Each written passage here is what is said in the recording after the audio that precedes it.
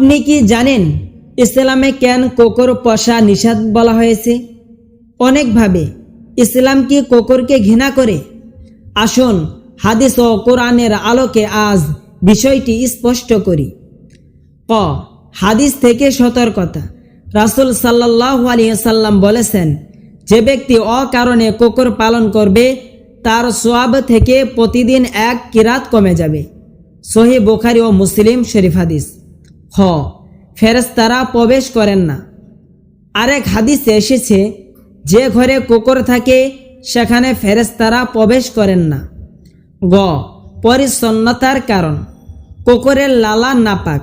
হাদিসে বলা হয়েছে, যদি কুকুর কোনো পাত্রে চেটে দেয় তবে সেটি 7 বার ধুতে হবে এবং প্রথমবার মাটি দিয়ে ঘষতে হবে। সহিহ মুসলিম শরীফ হাদিস। তাহলে কুকুর পোষা যাবে না? হে যাবে, তবে ইসলাম কুকুরকে পুরোপুরি হারাম বলেননি।